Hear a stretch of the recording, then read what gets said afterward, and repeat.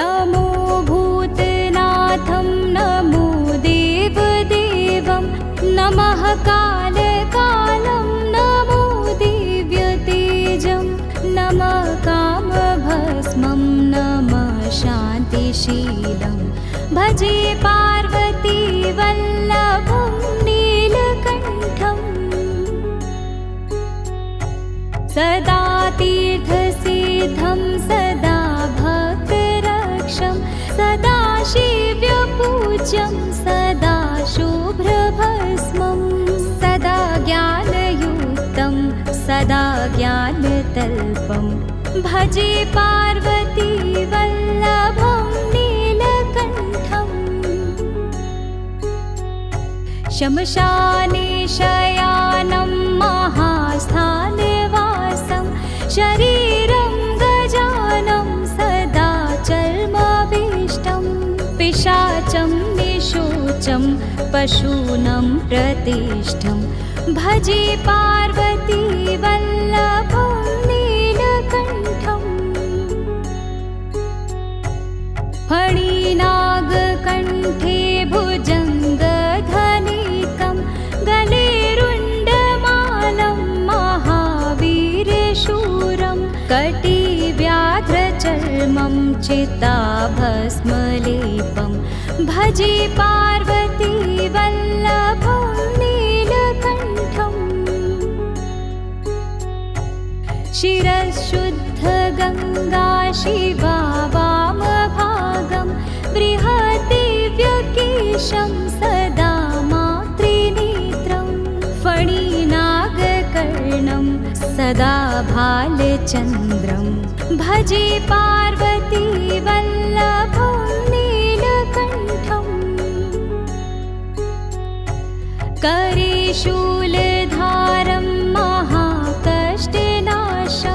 सुरेशं वरेशं महेशं जनेशं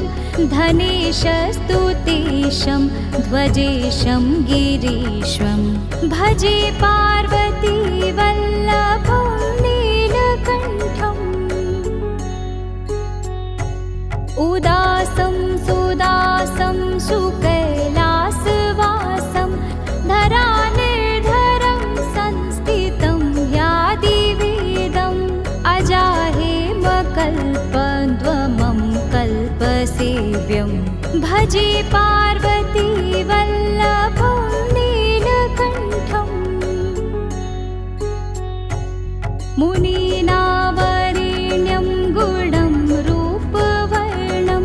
द्विजैस्तं पठन्तं शिवं वेदशास्त्रम्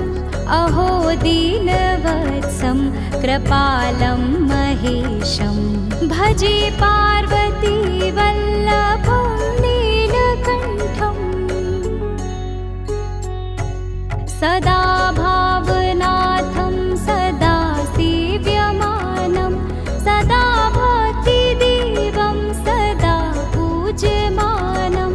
मया तीर्थवासं सदा सेव्यमेकं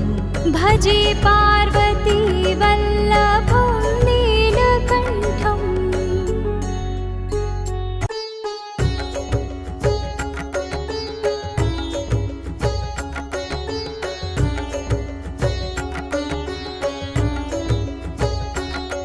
नमो भूतनाथं नमो देवदेवं नमः कालकालं नमो दिव्यतेजं नमः कामभस्मं नमः शान्तिशीलं भजे पार्वती वल्लभं नीलकण्ठम् सदा तीर्थसिद्धं सदा भक्तरक्षं सदा शिव्यपूज्यं सदा शुभ्रभस्मं सदा ज्ञानयुक्तं सदा ज्ञानतल्पं भजे पार्वती वल्लभं नीलकण्ठम् शमशाने शयानं महास्थानवासं शरीरं गजानं सदा चर्माभीष्टं पिशाचं पशूनं प्रतिष्ठं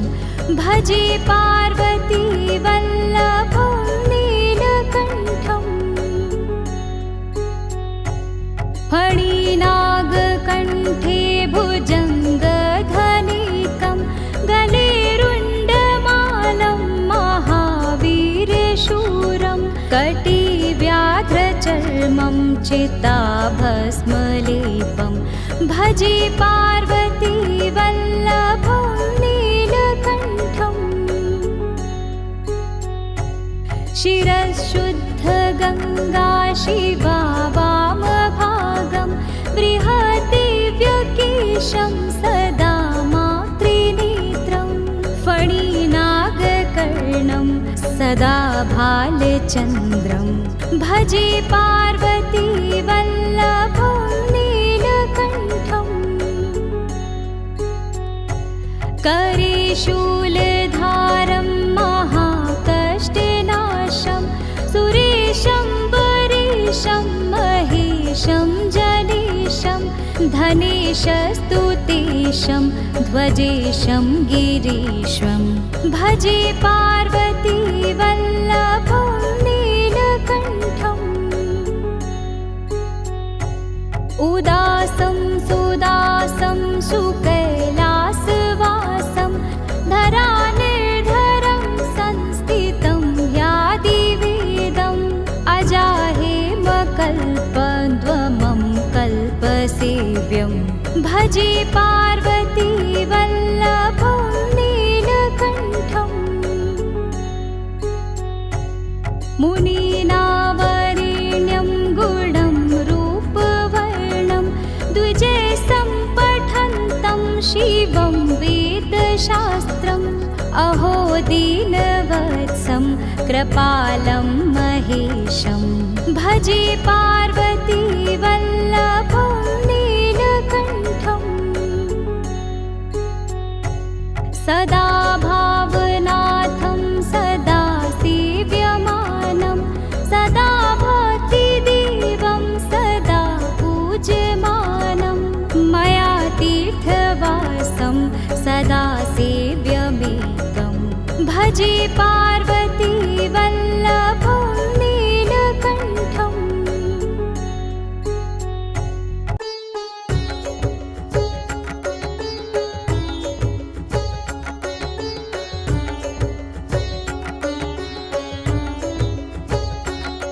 नमो भूतनाथं नमो देवदेवं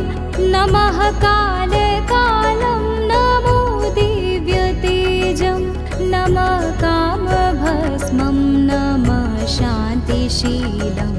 भजे पार्वती वल्लभं नीलकण्ठम् सदा तीर्थसिद्धं सदा भक्तरक्षं सदा शिव्यपूज्यं सदा शुभ्रभस्मं सदा ज्ञानयुक्तं सदा ज्ञानतल्पं भजे पार्वती वल्लभं नीलकण्ठम् शमशाने शयानं महास्थानवासं शरीरं गजानं सदा चर्माभीष्टं पिशाचं निशोचं पशूनं प्रतिष्ठं भजे पार्वती वल्लभं नीलकण्ठम् फणिनागकण्ठे भुजङ्गधनिकं गलेरुण्डमालं महावीरशूरं कटिव्याघ्रचर्मं चिताभस्मलेपं भजे पार्वती वल्लभं नीलकण्ठम् शिरःशुद्धगङ्गा शिवा वामभागं बृहद्दिव्यकेशं सदा मातृनेत्रं फणिनागकर्णं सदा भालचन्द्रं भजे पार्वती वल्लभं नीलकण्ठम् करेशूलधारं महाकष्टनाशं सुरेशं वरेशं महेशं जनेशं धनेशस्तुतेशं ध्वजेशं गिरीश्वं भजे पार्वती वल्लभं नीलकण्ठम् उदासं सुदासं सुकैलासवासं धरानिर्धरं संस्थितं यादिवेदम् अजाहेमकल्पद्रुमं कल्पसेव्यं भजे पार्वती वल्लभं नीलकण्ठम् मुनीनावरेण्यं गुणं रूपवर्णं द्विजैस्तं पठन्तं शिवं वेदशास्त्रम् अहो दीनवत्सं कृपालं महेशं भजे पार्वती वल्लभं नीलकण्ठम् सदा भावनाथं सदा सेव्यमानं सदा भक्तिदेवं सदा पूज्यमानं मया तीर्थवासं सदा सेव्यमेकं भजे पार्वती वल्लभं नीलकण्ठम्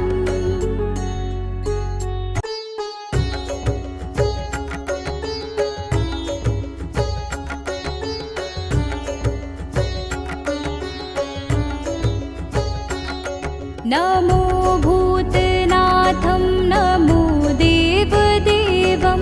नमः कालकालं नमो दिव्यतेजं नमः कामभस्मं नमः शान्तिशीलं भजे पार्वती वल्लभं नीलकण्ठम् सदा तीर्थसिद्धं सदा भक्तरक्षं सदा शिव्यपूज्यं सदा शुभ्रभस्मं सदा ज्ञानयुक्तं सदा ज्ञानतल्पं भजे पार्वती वल्लभं नीलकण्ठम्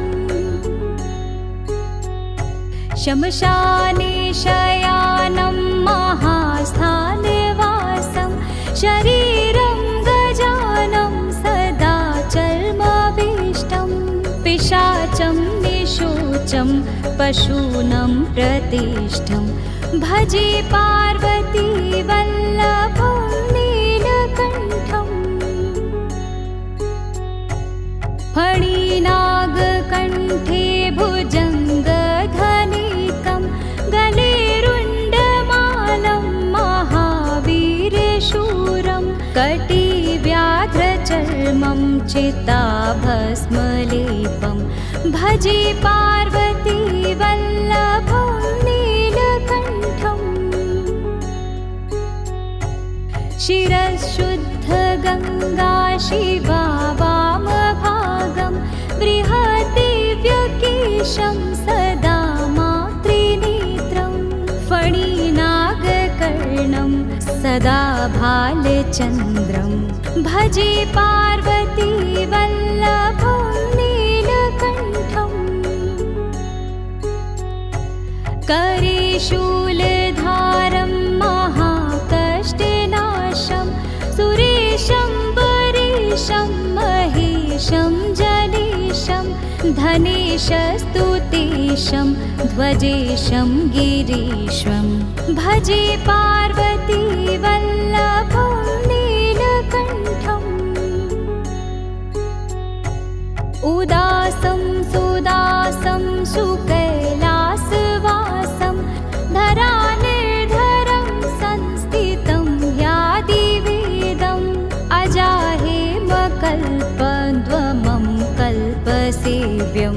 भजे पार्वती वल्लभं नीलकण्ठम् मुनीनावरेण्यं गुणं रूपवर्णं द्विजैस्तं पठन्तं शिवं वेदशास्त्रम् अहो दीन कृपालं महेशं भजे पार्वती वल्लभं नीलकण्ठम् सदा भावनाथं सदा सेव्यमानं सदा भक्तिदेवं सदा पूज्यमानं मया तीर्थवासं सदा सेव्यमेकं भजे पार्वती वल्लभं नीलकण्ठम्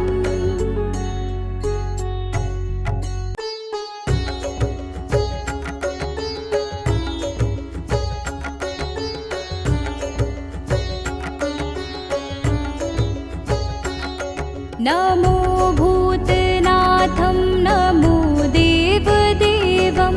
नमः कालकालं नमो दिव्यतेजं नमः कामभस्मं नमः शान्तिशीलं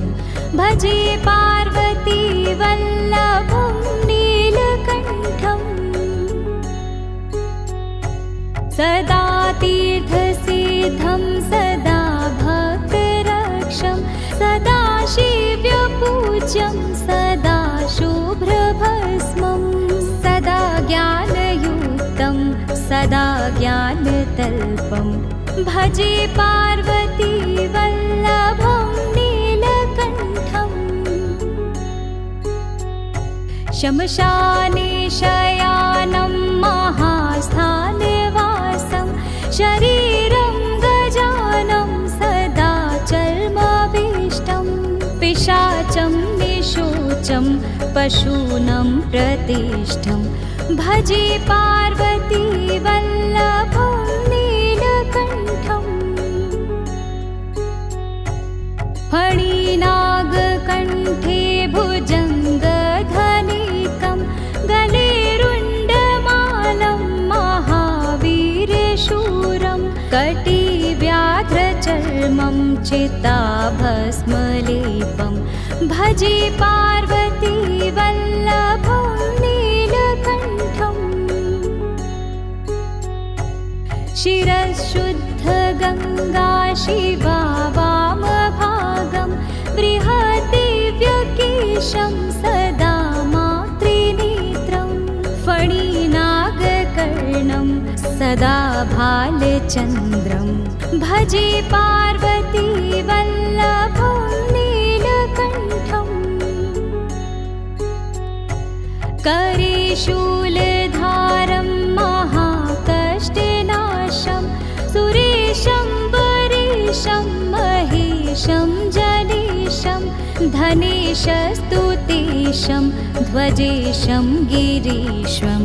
भजे पार्वती वल्लभं नीलकण्ठम् उदासं सुदासं सुकैलासवासं धरानिर्धरं संस्थितं यादिवेदम् अजाहेमकल्पद्रुमं कल्पसेव्यं भजे पार्वती वल्लभं नीलकण्ठम् मुनीनावरेण्यं गुणं रूपवर्णं द्विजैस्तं पठन्तं शिवं वेदशास्त्रम् अहो दीनवत्सं कृपालं महेशं भजे पार्वती वल्लभं नीलकण्ठम् सदा भावनाथं सदा सेव्यमानं सदा भक्तिदेवं सदा पूज्यमानं मया तीर्थवासं सदा सेव्यमेकं भजे पार्वती वल्लभं नीलकण्ठम्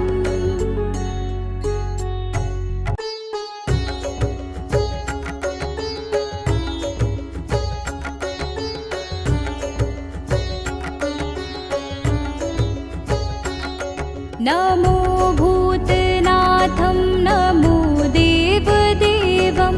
नमः कालकालं नमो दिव्यतेजं नमः कामभस्मं शान्तिशीलं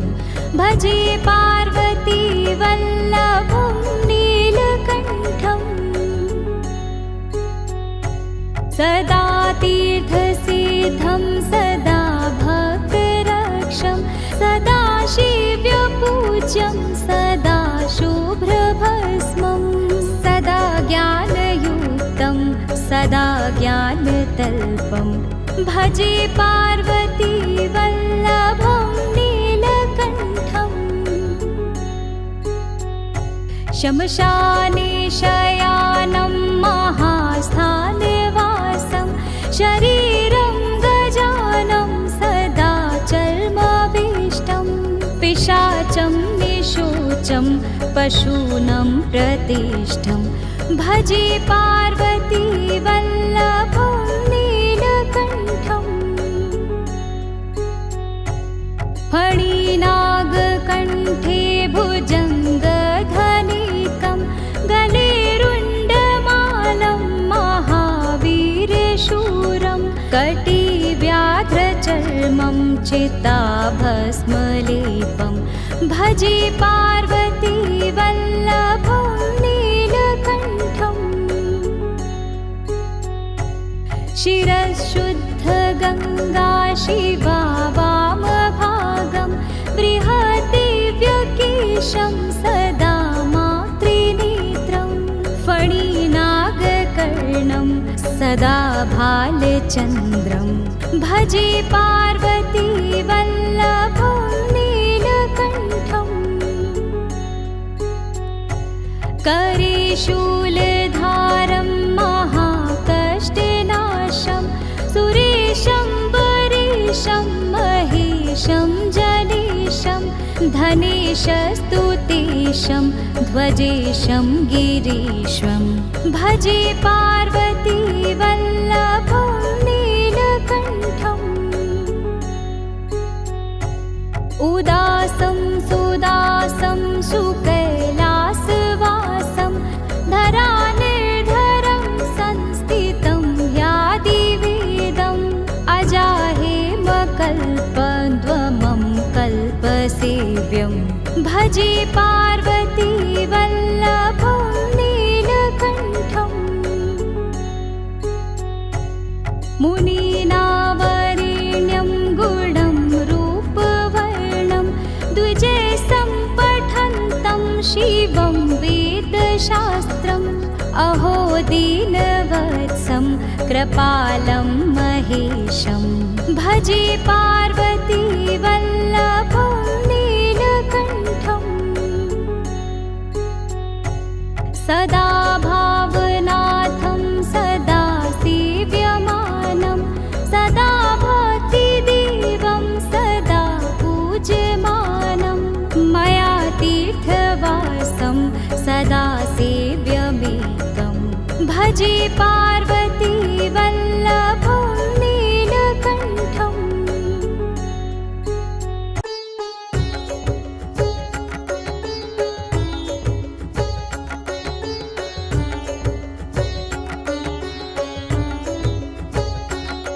नमो भूतनाथं नमो देवदेवं नमः कालकालं नमो दिव्यतेजं नमः कामभस्मं नमः शान्तिशीलं भजे पार्वती वल्लभं नीलकण्ठम् सदा तीर्थसिद्धं सदा भक्तरक्षं सदा शिव्यपूज्यं सदा शुभ्रभस्मं सदा ज्ञानयुक्तं सदा ज्ञानतल्पं भजे पार्वती वल्लभं नीलकण्ठम् शमशाने शयानं महास्थानवासं शरीरं गजानं सदा चर्माभीष्टं पिशाचं निशोचं पशूनं प्रतिष्ठं भजे पार्वती वल्लभं नीलकण्ठम् फणिनागकण्ठे भुजङ्ग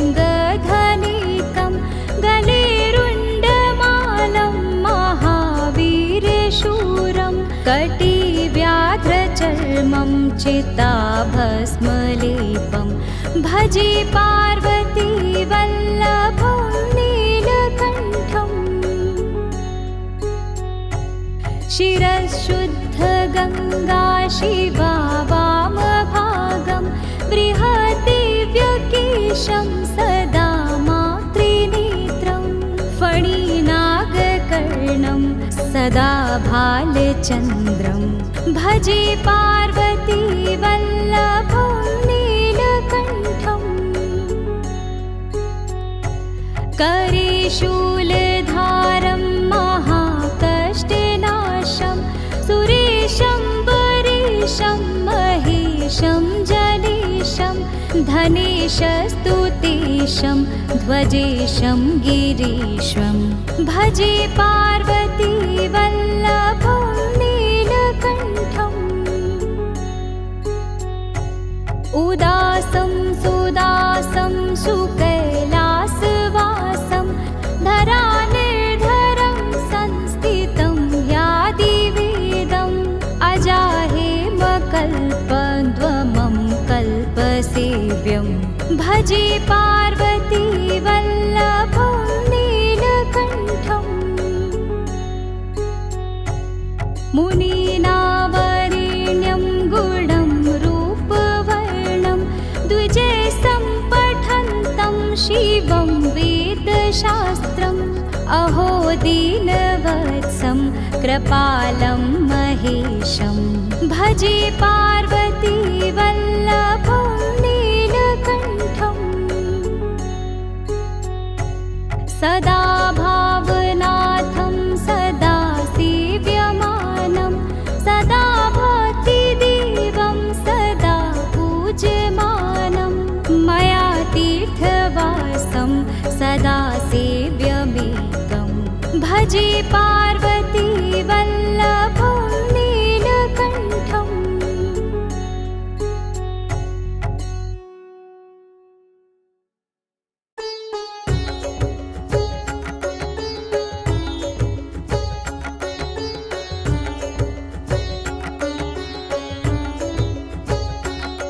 नमो भूतनाथं नमो देवदेवं नमः कालकालं नमो दिव्यतेजं नमः कामभस्मं नमः शान्तिशीलं भजे पार्वती वल्लभं नीलकण्ठम् सदा तीर्थसिद्धं सदा भक्तरक्षं सदा शिव्यपूज्यं सदा शुभ्रभस्मं सदा ज्ञानयुक्तं सदा ज्ञानतल्पं भजे पार्वती वल्लभं नीलकण्ठम् शमशाने शयानं महास्थानवासं शरीरं गजानं सदा चर्माभीष्टं पिशाचं निशोचं पशूनं प्रतिष्ठं भजे पार्वती वल्लभं नीलकण्ठम् फणिनागकण्ठे भुजङ्गधनिकं गलेरुण्डमालं महावीरशूरं कटिव्याघ्रचर्मं चिताभस्मलेपं भजे पार्वती वल्लभं नीलकण्ठम् शिरःशुद्धगङ्गा शिवा वामभागं बृहद्दिव्यकेशं सदा मातृनेत्रं फणिनागकर्णं सदा भालचन्द्रं भजे पार्वती वल्लभं नीलकण्ठम् करे शूलधारं महाकष्टनाशं सुरेशं वरेशं महेशं जनेशं धनेशस्तुतेशं ध्वजेशं गिरीशं भजे पार्वती वल्लभं नीलकण्ठम् उदासं सुदासं सुकैलासवासं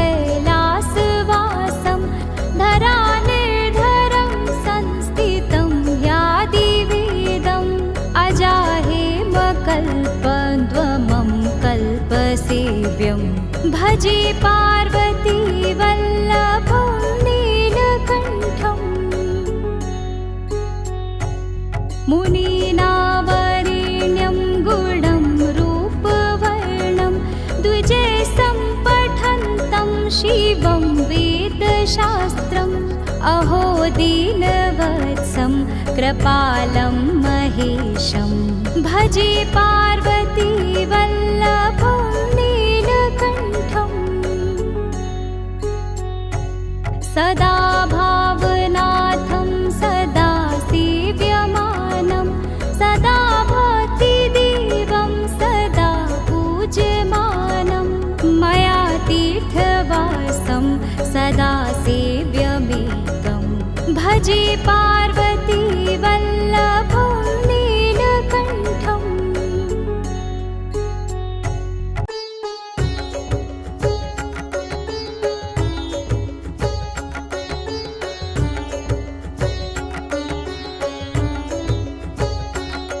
नमो भूतनाथं नमो देवदेवं नमः कालकालं नमो दिव्यतेजं नमः कामभस्मं नमः शान्तिशीलं भजे पार्वती वल्लभं नीलकण्ठम् सदा तीर्थसिद्धं सदा भक्तरक्षं सदा शिव्यपूज्यं सदा शुभ्रभस्मं सदा ज्ञानयुक्तं सदा ज्ञानतल्पं भजे पार्वती वल्लभं नीलकण्ठम् शमशाने शयानं महास्थानवासं शरीरं गजानं सदा चर्माविष्टं पिशाचं निशोचं पशूनं प्रतिष्ठं भजे पार्वती वल्लभं नीलकण्ठम् फणिनागकण्ठे भुजङ्गधनिकं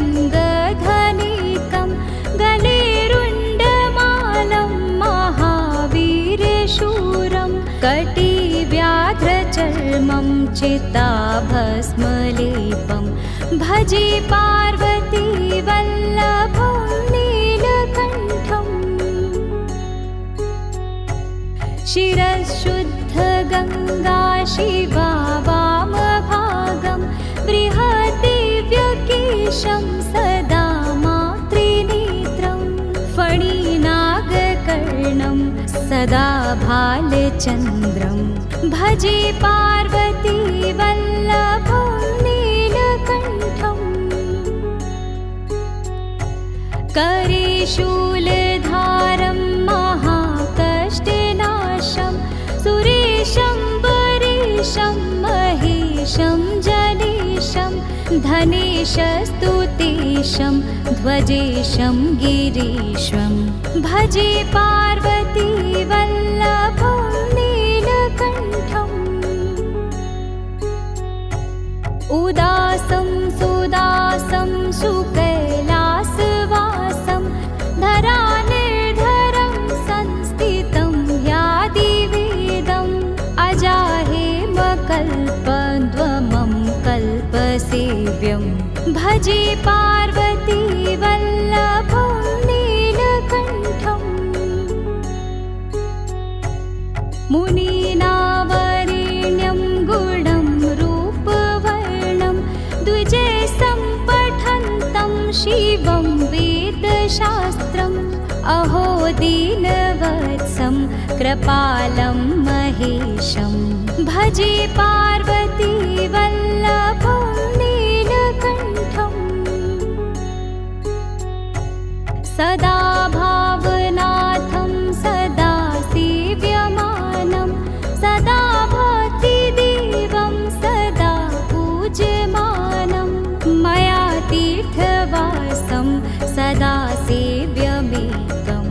भजे पार्वती वल्लभं नीलकण्ठम्।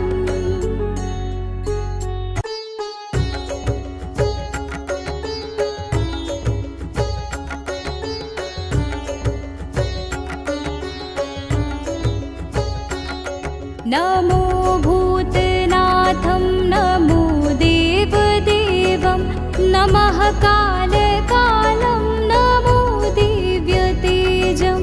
नमः कामभस्मं नमः शान्तिशीलं भजे पार्वती वल्लभं नीलकण्ठम्। सदा तीर्थसिद्धं सदा सदा शिव्यपूज्यं सदा शुभ्रभस्मं सदा ज्ञानयुक्तं सदा ज्ञानतल्पं भजे पार्वती वल्लभं नीलकण्ठम्। श्मशाने शयानं महास्थानवासं शरीरं गजानं सदा चर्मविष्टं पिशाचं निशोचं पशूनं प्रतिष्ठं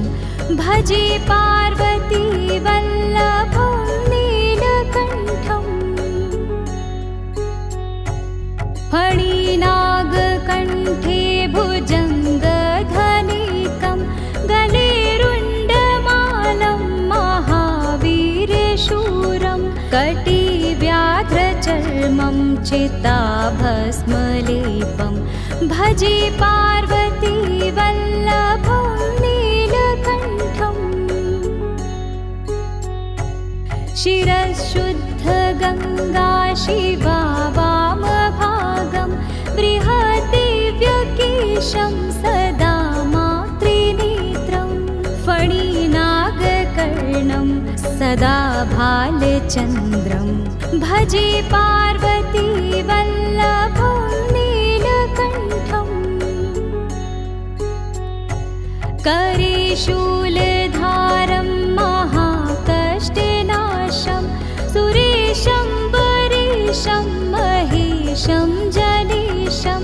धनेशस्तुतेशं ध्वजेशं गिरीश्वं भजे पार्वती वल्लभं नीलकण्ठम्। उदासं सुदासं सुकैलासवासं धरानिर्धरं संस्थितं यादिवेदम् अजाहेमकल्पद्वमं कल्पसेव्यं भजे पार्वती वल्लभं नीलकण्ठम्। मुनीनावरेण्यं गुणं रूपवर्णं द्विजैस्तं पठन्तं शिवं वेदशास्त्रम् अहो दीनवत्सं कृपालं महेशं भजे पार्वती वल्लभं नीलकण्ठम्। सदा भावनाथं सदा सेव्यमानं सदा भक्तिदेवं सदा पूज्यमानं मया तीर्थवासं सदा सेव्यमेकं भजे पार्वती वल्लभं नीलकण्ठम्।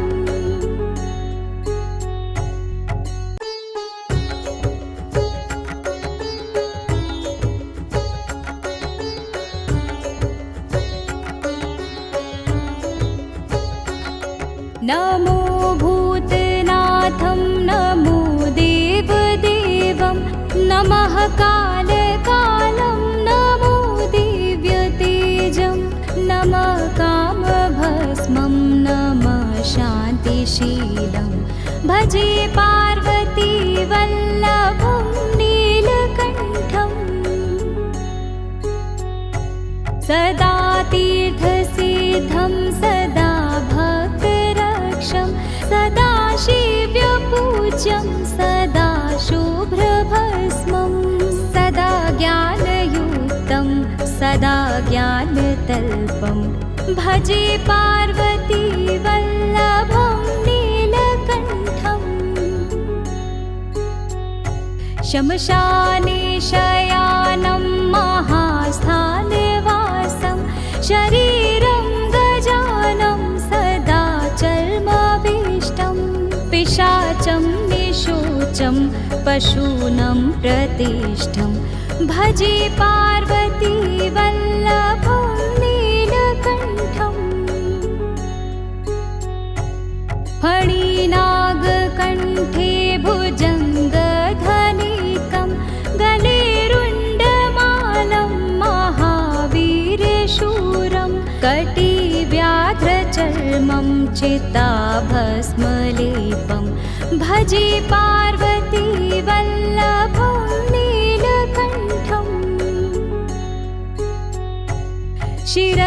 शिरःशुद्धगङ्गा शिवा वामभागं बृहद्दिव्यकेशं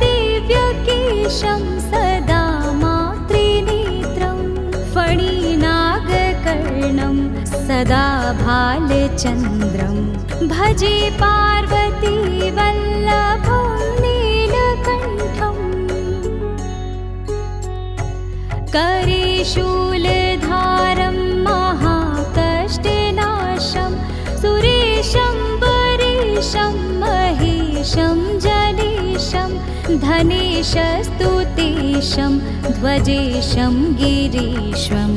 भजे पार्वती वल्लभं नीलकण्ठम् उदासं सुदासं सुकैलासवासं धरानिर्धरं संस्थितं यादिवेदम् अजाहेमकल्पद्वमं कल्पसेव्यं भजे पार्वती वल्लभं नीलकण्ठम् मुनीनावरेण्यं गुणं रूपवर्णं द्विजैस्तं पठन्तं शिवं वेदशास्त्रम् अहो दीनवत्सं कृपालं महेशं भजे पार्वती वल्लभं नीलकण्ठम् सदा भावनाथं सदा सेव्यमानं सदा भक्तिदेवं सदा पूज्यमानं मया तीर्थवासं सदा सेव्यमेकं भजे पार्वती वल्लभं नीलकण्ठम्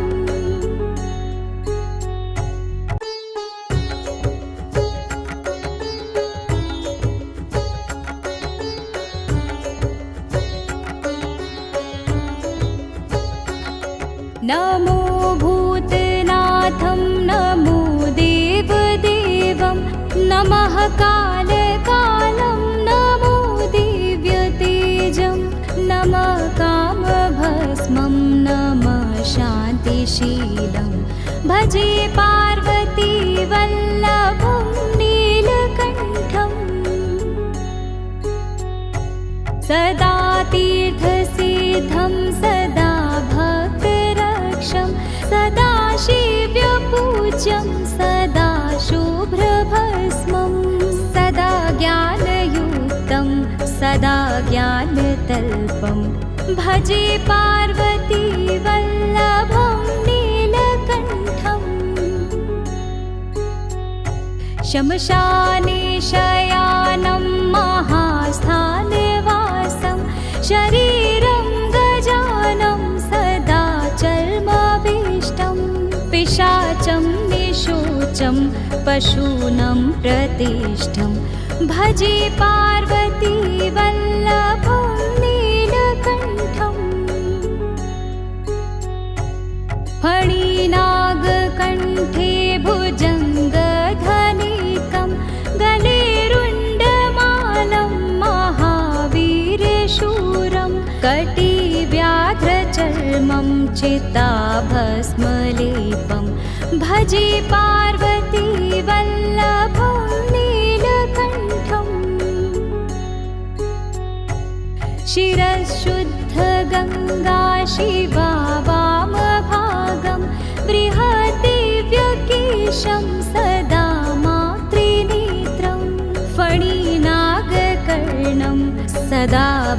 बालचन्द्रं भजे पार्वती वल्लभं नीलकण्ठम् करे शूलधारं महाकष्टनाशं सुरेशं वरेशं महेशं जनेशं धनेशस्तुतेशं ध्वजेशं गिरीश्वं भजे पार्वती वल्लभं नीलकण्ठम् उदासं सुदासं सुकैलासवासं धरानिर्धरं संस्थितं यादिवेदम् अजाहेमकल्पद्रुमं कल्पसेव्यं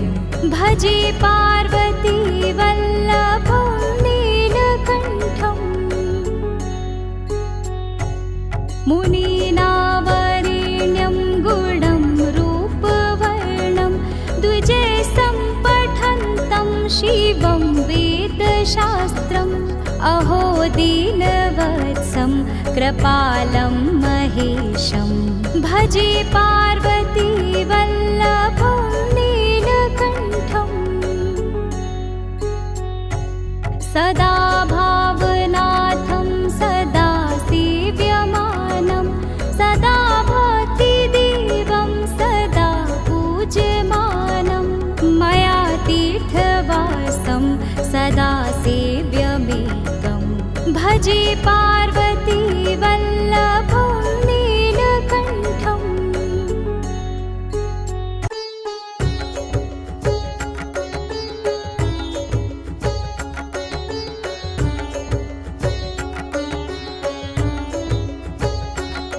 नमो भूतनाथं नमो देवदेवं नमः कालकालं नमो दिव्यतेजं नमः कामभस्मं नमः शान्तिशीलं भजे पार्वती वल्लभं नीलकण्ठम्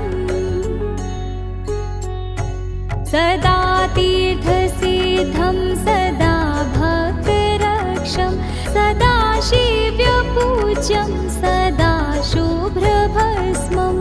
सदा ज्ञानयुक्तं सदा ज्ञानतल्पं भजे पार्वती वल्लभं नीलकण्ठम् शमशाने शयानं महास्थानवासं शरीरं गजानं सदा चर्माविष्टं पिशाचं निशोचं पशूनं प्रतिष्ठं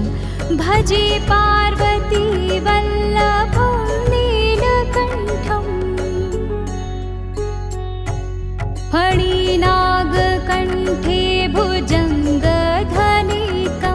गलेरुण्डमालं महावीरशूरं कटिव्याघ्रचर्मं चिताभस्मलेपं भजे पार्वती वल्लभं नीलकण्ठम् शिरःशुद्धगङ्गा शिवा वामभागं बृहद्दिव्यकेशं सदा मातृनेत्रं फणिनागकर्णं सदा भालचन्द्रं भजे पार्वती वल्लभं नीलकण्ठम् करे शूलधारं महाकष्टनाशं सुरेशं वरेशं महेशं जनेशं धनेशस्तुतेशं ध्वजेशं गिरीश्वं भजे पार्वती वल्लभं नीलकण्ठम् उदासं सुदासं सुकैलासवासं धरानिर्धरं संस्थितं यादिवेदम् अजाहेमकल्पद्रुमं कल्पसेव्यं भजे पार्वती वल्लभं नीलकण्ठम् मुनीनावरेण्यं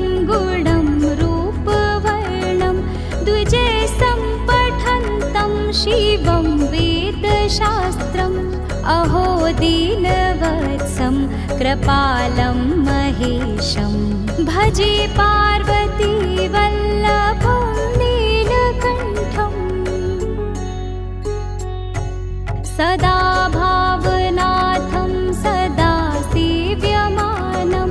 सदा भक्तिदेवं सदा पूज्यमानं मया तीर्थवासं सदा सेव्यमेकं भजे पार्वती वल्लभं नीलकण्ठम्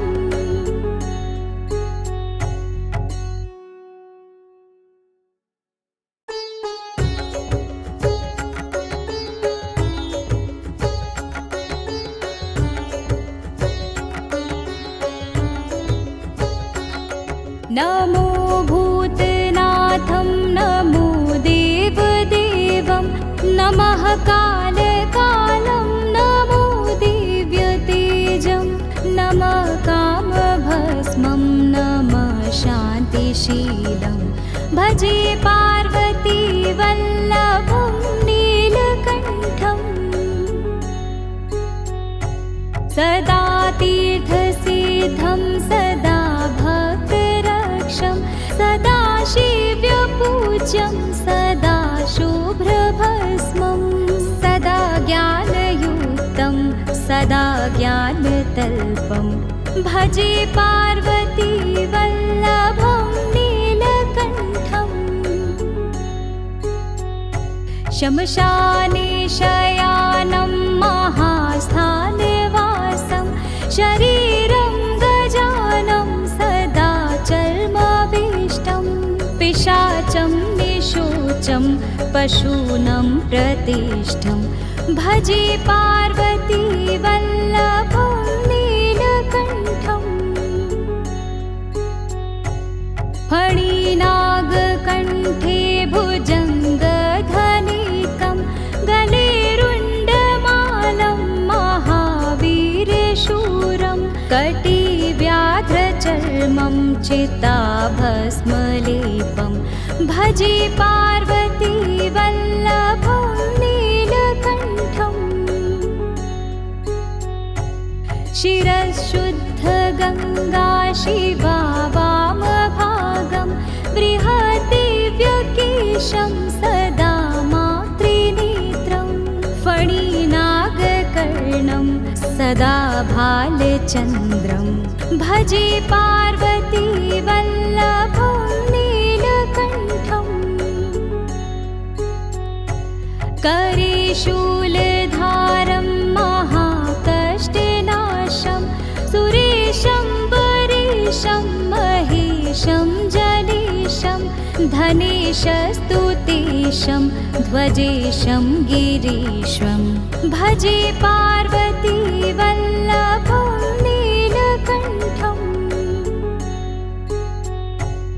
उदासं सुदासं सुकैलासवासं धरानिर्धरं संस्थितं यादिवेदम् अजाहेमकल्पद्रुमं कल्पसेव्यं भजे पार्वती वल्लभं नीलकण्ठम् मुनीनावरेण्यं गुणं रूपवर्णं द्विजैस्तं पठन्तं शिवं वेदशास्त्रम् अहो दीनवत्सं कृपालं महेशं भजे पार्वती वल्लभं नीलकण्ठम् सदा भावनाथं सदा सेव्यमानं सदा भक्तिदेवं सदा पूज्यमानं मया तीर्थवासं सदा सेव्यमेकं भजे पार्वती वल्लभं नीलकण्ठम्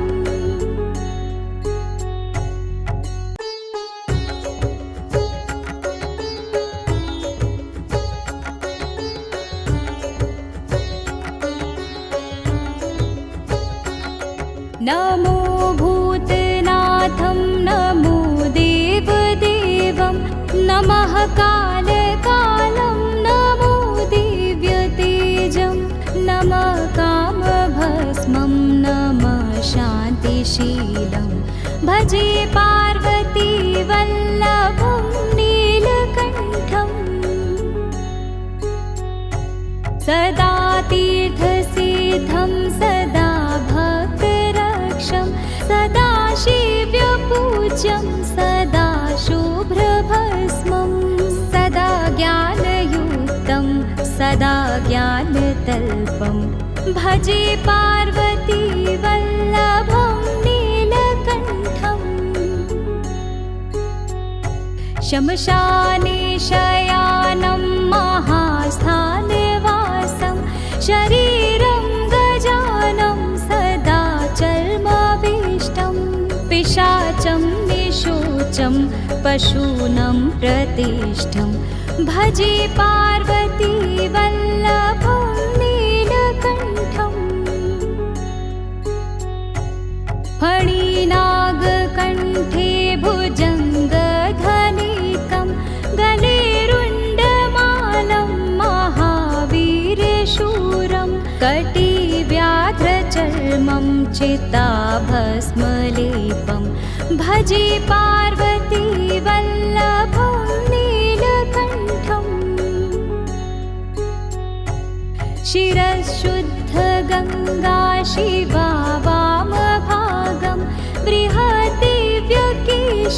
सदा मातृनेत्रं फणिनागकर्णं सदा भालचन्द्रं भजे पार्वती वल्लभं नीलकण्ठम् करे शूलधारं महाकष्टनाशं सुरेशं वरेशं महेशं जनेशं धनेशस्तुतेशं ध्वजेशं गिरीश्वं भजे पार्वती वल्लभं नीलकण्ठम् उदासं सुदासं सुकैलासवासं धरानिर्धरं संस्थितं यादिवेदम् अजाहेमकल्पद्वमं कल्पसेव्यं भजे पार्वती वल्लभं नीलकण्ठम् मुनीनावरेण्यं गुणं रूपवर्णं द्विजसम्पठन्तं शिवं वेदशास्त्रम् अहो दीनवत्सं कृपालं महेशं भजे पार्वती वल्लभं नीलकण्ठम् सदा भावनाथं सदा सेव्यमानं सदा भक्तिदेवं सदा पूज्यमानं मया तीर्थवासं सदा सेव्यमेकं भजे पार्वती वल्लभं नीलकण्ठम्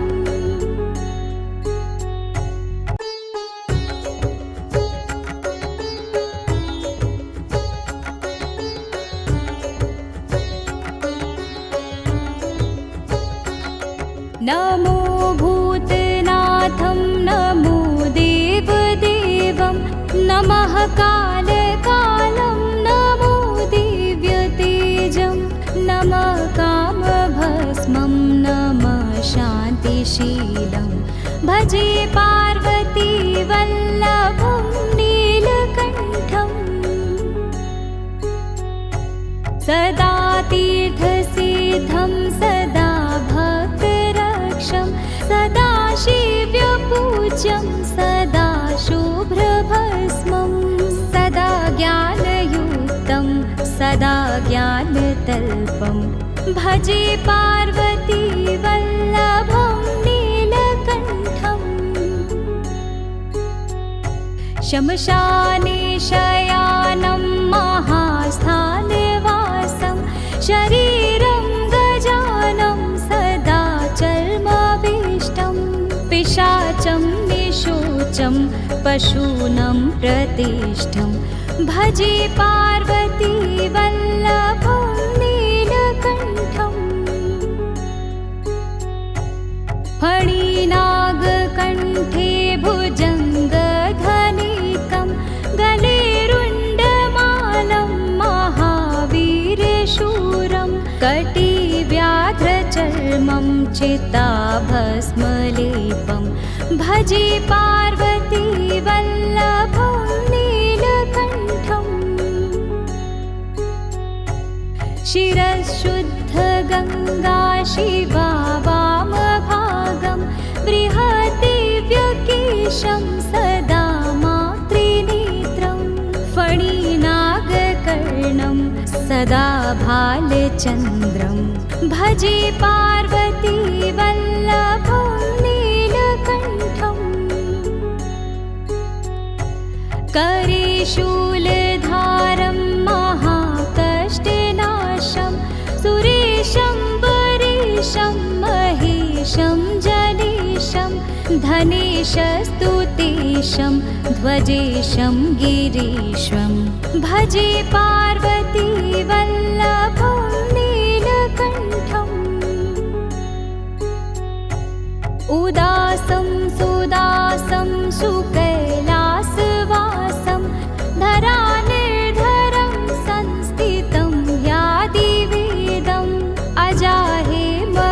अजाहेमकल्पद्वमं कल्पसेव्यं भजे पार्वती वल्लभं नीलकण्ठम् मुनीनावरेण्यं गुणं रूपवर्णं द्विजैस्तं पठन्तं शिवं वेदशास्त्रम् अहो दीनवत्सं कृपालं महेशं भजे पार्वती वल्लभं नीलकण्ठम् सदा भावनाथं सदा सेव्यमानं सदा भक्तिदेवं सदा पूज्यमानं मया तीर्थवासं सदा सेव्यमेकं भजे पार्वती वल्लभं नीलकण्ठम्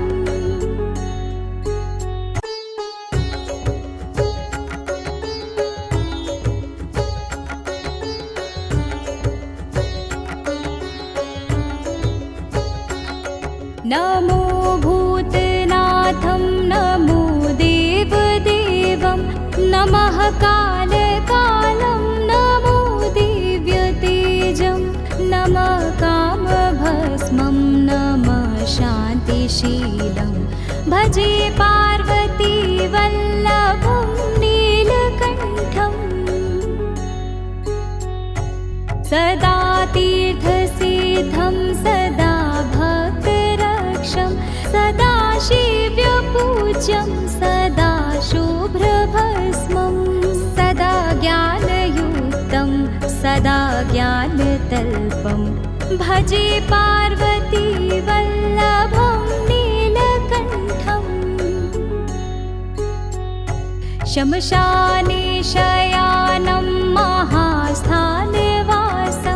शरीरं गजानं सदा चर्माभीष्टं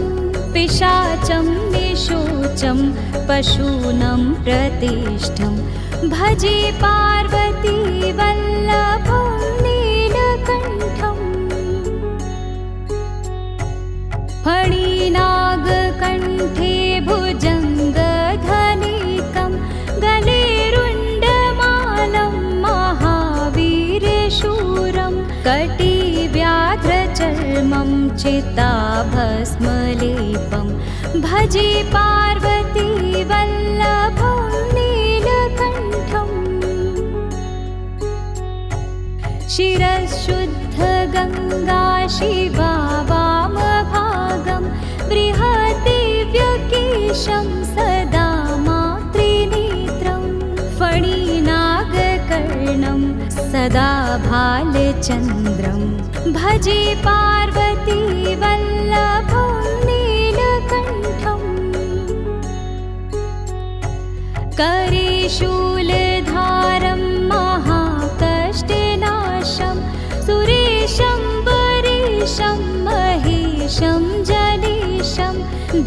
केशस्तु तेषं ध्वजेशं गिरीश्वं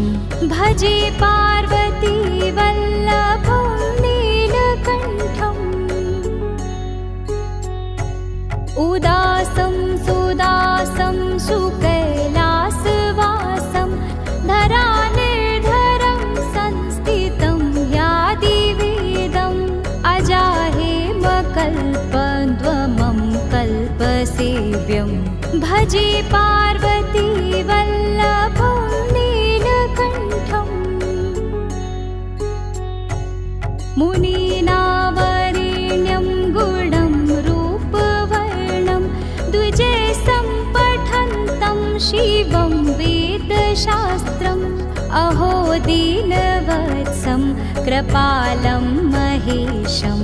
भजे पार्वती वल्लभं नीलकण्ठम् सदा भावनाथं सदा सेव्यमानं सदा भक्तिदेवं सदा पूज्यमानं मया तीर्थवासं सदा सेव्यमेकं भजे